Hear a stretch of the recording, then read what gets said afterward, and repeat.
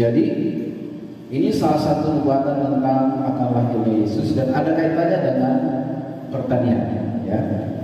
Kita baca dengan suara Yesaya 11 ayat 1. 1, 2, 3. Suatu tunas akan keluar dari tunggul Isai, dan taruk yang akan tumbuh dari pangkalnya akan berbuah.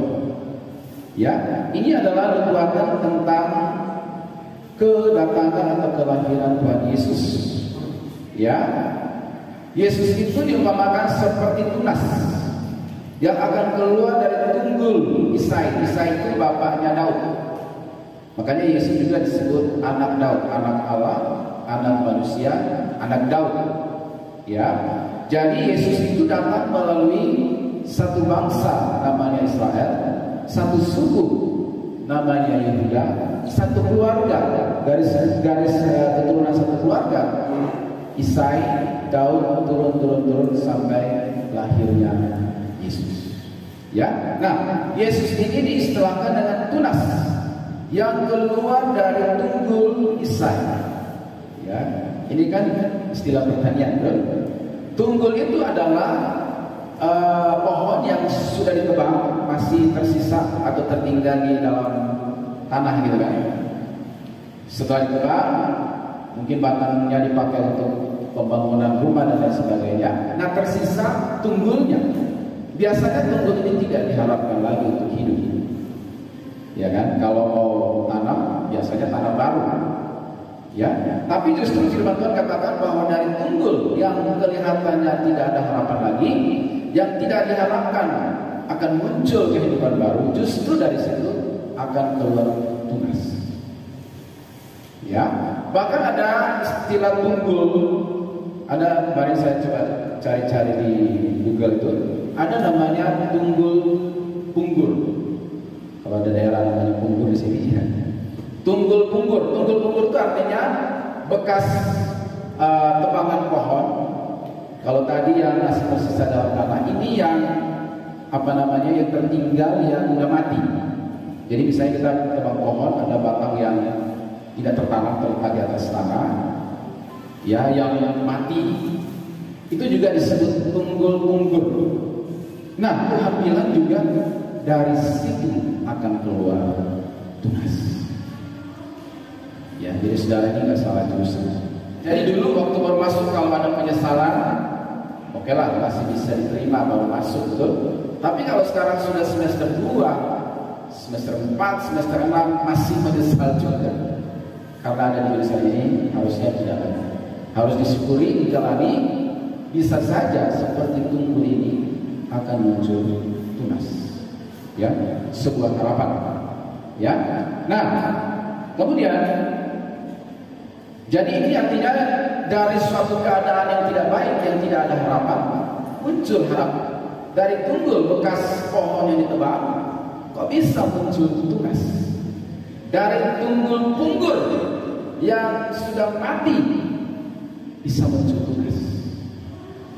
Ya, begitulah Yesus yang akan lahir pada waktu itu. Ya, dari satu keluarga kecil. Kenapa Isa ini disebut tunggul? Ya, coba biar lebih jelas kita lihat di dalam Mika, ya, kitab Mika. Di sana ada nubuatan juga tentang Yesus, kaitannya dengan ini. Mika 5 ayat 1. Mika pasal 5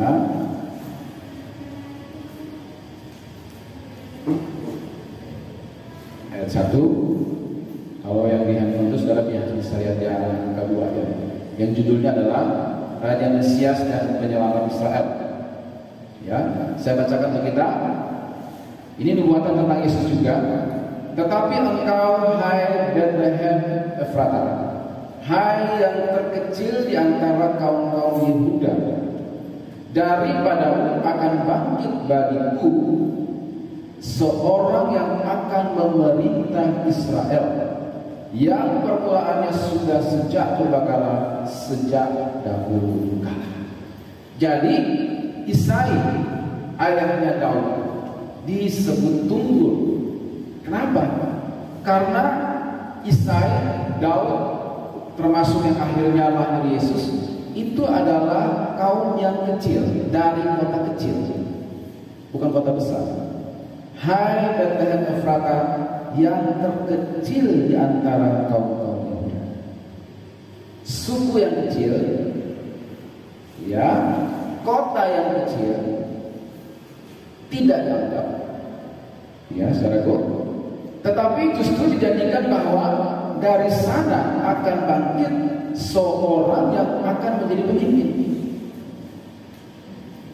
Itulah kaitannya dengan tunggul tadi. Isai, dari tunggul Isai keluar tunas, dari keluarga yang kecil,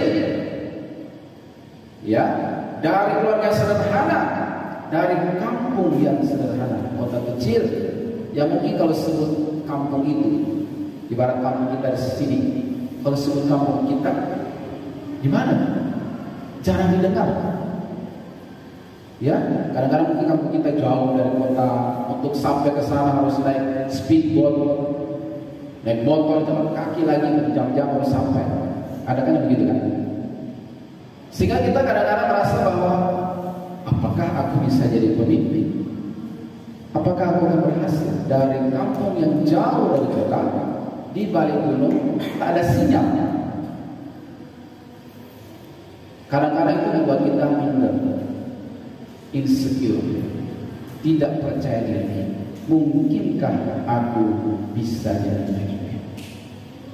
Tetapi dengan firman Tuhan hari ini, justru dari Bethlehem yang kota kecil, dari keluarga juga yang biasa-biasa, yang istilahkan dengan tunggul, bekas tebangan pohon yang tidak ada lagi harapan, justru dari sana bangkit seorang pemimpin yang membawa perubahan atas dunia. Ya, bangkit seorang pemimpin yang membawa perubahan atas dunia. Yesus, ya, Yesus itu membawa perubahan peradaban. Sejak Yesus lahir, tahun-tahun dihitung kembali dari nol. Makanya ada istilah tahun 5 sebelum Masehi. Patokan pembatasnya adalah Yesus. Betul? Kalau sekarang namanya tahun Masehi. Kita sekarang ada di 2024 Masehi. Kalau di bahasa lain, ini adalah tahun 2024 setelah Yesus lahir. Ya, kalau tahun 5 misalnya, tahun 5 sebelum Masehi, berarti tahun 5 sebelum Yesus lahir. Jadi Yesus itu adalah patokan perubahan peradaban. Dia membawa perubahan. Dari mana dia datang? Tunggul Isai, kota kecil Bethlehem, tidak masuk hitungan. Dari sana bangkit seorang pemimpin. Amin. Amin. Maka saudara, ini adalah harapan Natal bagi mahasiswa dan keluarga besar pertanian. Itu adalah harapan tunas yang keluar dari tunggul yang tidak ada harapan. Pemimpin yang terlahir mungkin dari Sintang pedalaman, Bengkayang pedalaman, Sanggau Kapuas pedalaman, Sambas pedalaman, dan lain sebagainya.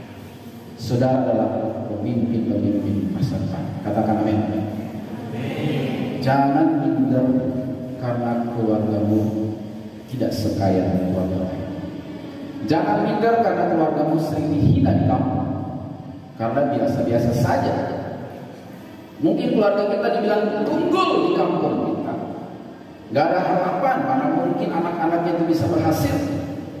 Kamu lah tunas yang akan keluar dari tunggul itu untuk menjadi pemimpin, membawa perubahan keluarga, kampung halaman, kota dan bangsa.